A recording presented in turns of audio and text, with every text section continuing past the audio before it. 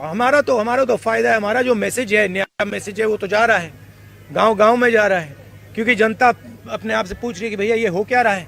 तो हमने भारत जोड़ो न्याय यात्रा शुरू की, मणिपुर में शुरू की मैसेज देने के लिए।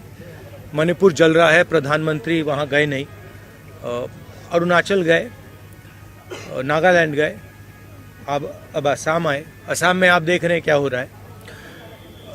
बट न्याय यात्रा के पीछे न्याय का आइडिया है, और उसमें हमारे 5 स्तंभ हैं जो देश को शक्ति देंगे। 5 न्याय के स्तंभ जो देश को शक्ति देंगे।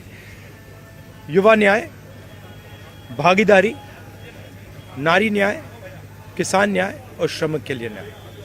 तो इन स्तंभ के लिए हम एक प्रोग्राम आपके सामने, कांग्रेस पार्टी आपके सामने अगले 1 महीने में, 1.5 महीने में रखेगी। जो असम के चीफ मिनिस्टर यात्रा के अगेंस्ट कर रहे हैं,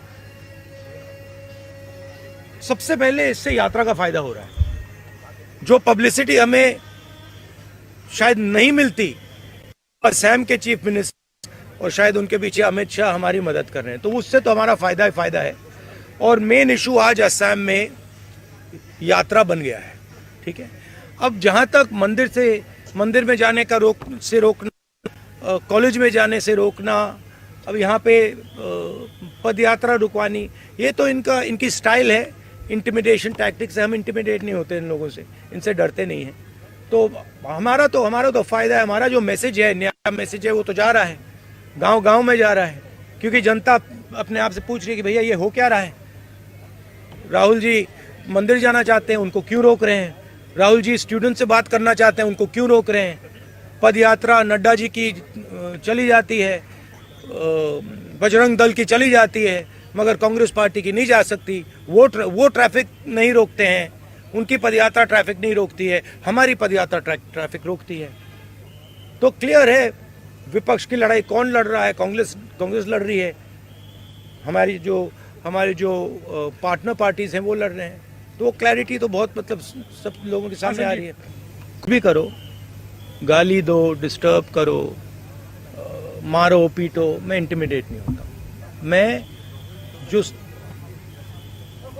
मेरी सच्चाई है उसके लिए मैं लड़ता हूं, और पूरी दुनिया दूसरे साइड खड़े हो जाए, मुझे कोई फर्क नहीं पड़ता। जिस बात के लिए मैं लड़ता हूं, जिस विचारधारा के लिए मैं लड़ता हूं, एक बार मैंने मन बना लिया तो मैं इंटिमिडेट नहीं होता। I think one of the things that is very important, as I have said again and again, is the idea that power needs to be shared equitably. तो जैसे मैंने ओबीसी सेंसस की बात की है कि देश में 50% ओबीसी हैं, 15% दलित हैं, तकरीबन 12% आदिवासी हैं, बाकी लोग हैं। इनको सिस्टम में भागीदारी नहीं मिलती है। मैंने उदाहरण दिया कि गवर्नमेंट ऑफ इंडिया में 90 में से 3 ओबीसी वर्ग के लोग हैं।